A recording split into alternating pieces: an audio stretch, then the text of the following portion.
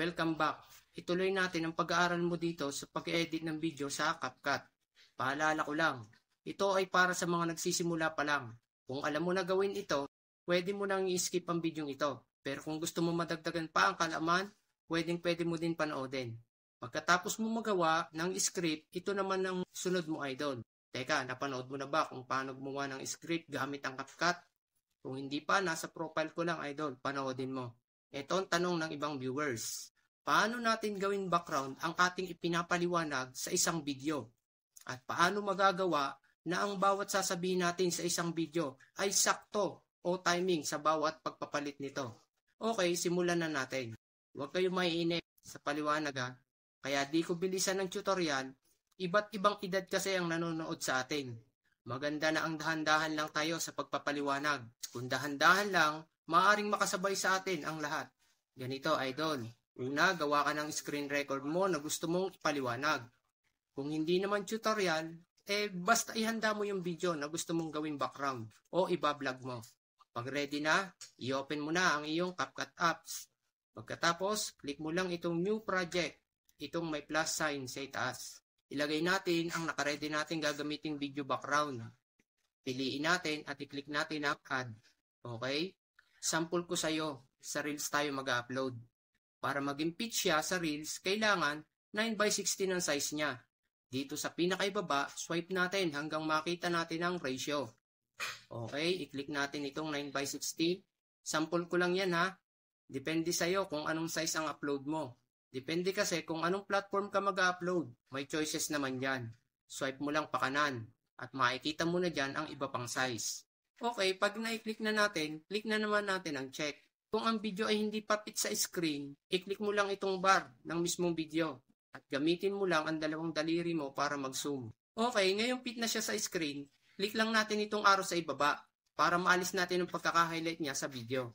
Okay, ngayon naman, i-overlay naman natin ang ating ginawang video na ginamitan natin ng script. Click ulit natin itong overlay. Tapos, add overlay. Okay, makikita natin sa itaas ang videos at photos. Click naman natin ang videos. Kasi video ang ilalagay natin. At hanapin natin ang video na gagamitin natin. I-click lang natin ang add. Minsan, wala siya sa gusto nating pwesto. Para ma-move natin siya, itap at hold mo lang habang isinaswipe mo siya sa gusto mong pwesto. Huwag kang mag-alala. Masasanay ka pag lagi mo ito ginagawa. Pagkatapos, alisin muna natin sa pagkaka-highlight itong video. I-click natin ang arrow sa kaliwa, dito sa ibaba. Okay, pagkatapos niyan, i-remove naman natin ang background ng video na scripted. Okay, para ma-remove ang background, i-click natin ang bar ng mismong video. Tapos, swipe natin ang nasa ibaba at i-click natin ang cutout. Pagkatapos, i-click natin itong remove background. Hintayin lang natin na mag 100% itong nasa kaliwang ito. Okay, pagka-remove ng background, i-resize natin siya. Okay, pag nakuha na natin ang size na gusto natin, move na natin kung saan pwesto natin gusto ilagay. Iwasan mo, idol, na matakpan yung mga pinapaliwanag mo sa video ha. Okay, pag nakapwesto na siya, i-play mo na para ma-review mo ang video. At kung sa palagay mo may gap o hindi sakto sa pagsasalita mo ang pinapaliwanag mo, i-click mo lang itong ginamit mong background video. Tapos hanapin mo yung part na ikakat mo. Siguraduhin mong itong line na ito ay nakatapat sa ikakat mo. At i-click mo na ang split.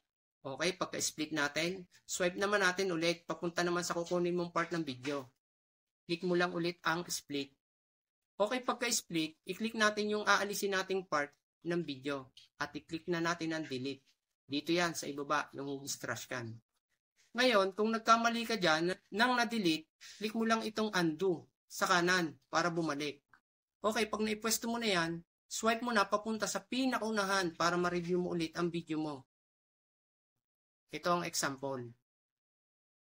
Saan natin pwedeng makita ang link ng ating Facebook account? Okay, open mo lang ang iyong Facebook at i-click mo ang profile.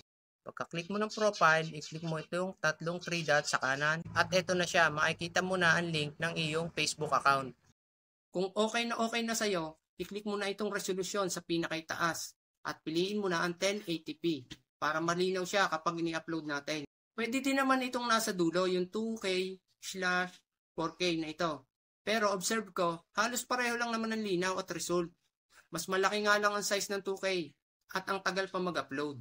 Kaya dito ako sa 1080p. Pasado din naman siya sa Facebook ang quality niyan. At itong frame rate, lagi ka lang dapat sa 30. Smooth na siya. Tapos click na natin ang arrow sa kanang itaas para mag-save. Sana nakatulong sa iyo ang video ito. Ginawa ko itong series mula sa paggawa ng script para matuto tayong mga nagsisimula pa lang ng step by step ng pag-e-edit ng basic sa video. Pag isang proseso kasi, kahit iba't ibang topic ng video ang ating i-edit, magiging madali na sa atin ang mag-edit. Kita ulit tayo sa next useful tips video ha. May kasunod pa yan para madagdagan ang kalaman natin. Maraming salamat sa panonood.